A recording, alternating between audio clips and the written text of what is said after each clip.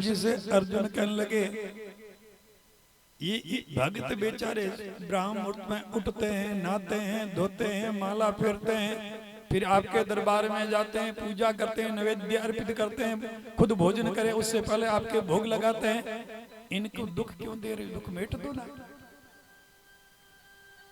अर्जुन, तुझे दुख दे दिख रहा है, लेकिन ये मेरे भक्त निष्कामी है। मैं देना चाहता हूं, लेना नहीं चाहता। ये बात मेरे गले नहीं उतरेगी गोविंद। चलो आज तुझे दिखाते हैं। दोनों बाबा बन गए। भगवान कृष्ण जी भी महात्मा बन गए, अर्जुन को बाबा बना दिया। दोनों निकल पड़े। सुबह सुबह नगर सेठ के दरवाजे पे जाकर के अलग जगाई, नारायण हरि नारायण हरि। सेठ जी हिसाब किताब कर रहे थे, आवाज कान में पड़ी, दरवाजा खोला। 2-4 बार एडीसी छोटी तक देखा। अरे मस्टंडो, काम करने की नीयत नहीं, भगवा पहन लिया, मांगना खाना मौज मस्ती करना सीखा, निकलो यहां से। धक्के मार के निकाला। भगवान कृष्ण जी कहते, सेठ जी की संपत्ति ऐश्वर्य दिन दूना रात चौगुना बढ़े। अर्जुन के मन में अचंभा हुआ। जिस आदमी ने भिक्षा दी नहीं, धक्के मारे, अपमान किया, तिरस्कार किया, और इन्होंने आशीर्वाद दे दिया। दिन दुगुना रात चौगुना धन बढ़े, सेठ जी का वैभव बढ़े। अर्जुन मन ही मन सोच रहे हैं, गोविंद की लीला को समझ में नहीं आ रही। आगे गए, एक टूटी टपरी, दिन में तारे दिखे, ऐसी टपरी। एक बूढ़ी माता, जैसे संतों को आते दिखता रास्ता बुहारा, भाग ले बिछा, लंबे पड़ के प्रणाम के, फूल बिछा करके घर में लेके गई। एक टूटी सी 4 पाई पे आसन लगा के बैठाया। रुको रुको गुरुदेव, अभी गई गो माता मेरी दुधारू, दूध लाती हूँ, गर्म करती हूँ। दौड़े दौड़े गई, दूध निकाला, गर्म किया, ला के पिलाया। पीने के बाद वो माता जी हाथ जोड़ से झुकाए बैठे, आज धन भाग्य मेरे जो संतों के दर्शन हुए। भगवान कृष्ण जी खड़े होते कह लगे, बूढ़ी माता जी गैया है, भगवान को प्यारी हो जाए।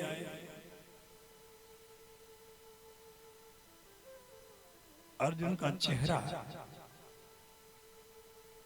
देखने लायक हो गया।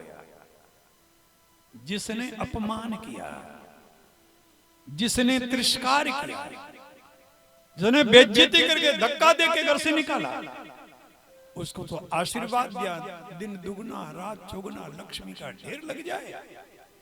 ये बूढ़ी मां जिसने दूध पिलाया, इतनी इज्जत की, चाकरी की, सेवा की, एक गाय ये भी मर जाए। श्राप, भक्त को श्राप, विधर्मी को आशीर्वाद।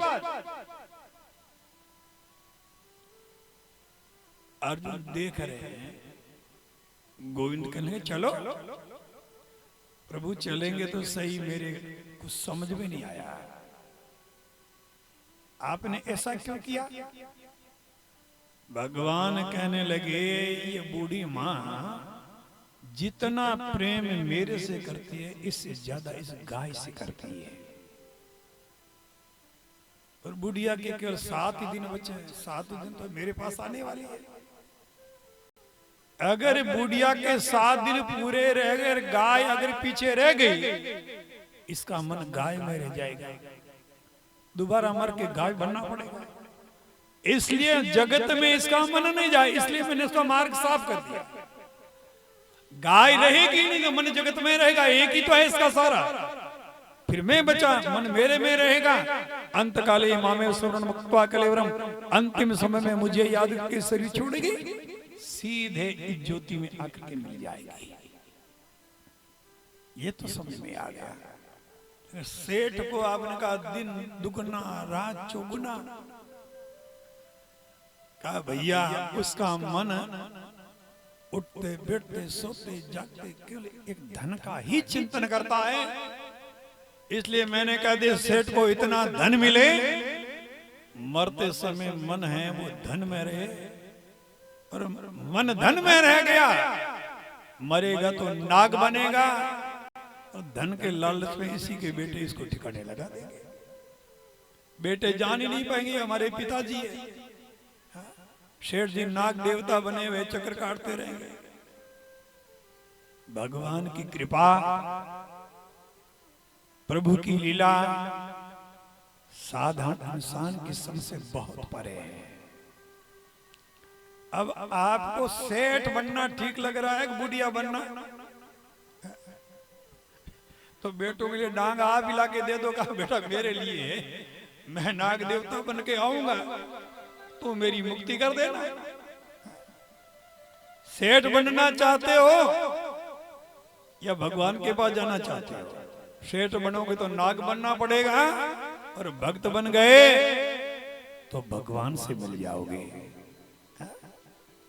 अब बताओ भगवान की लीला और भगवान की कृपा देखो, परमात्मा कितने दयालु।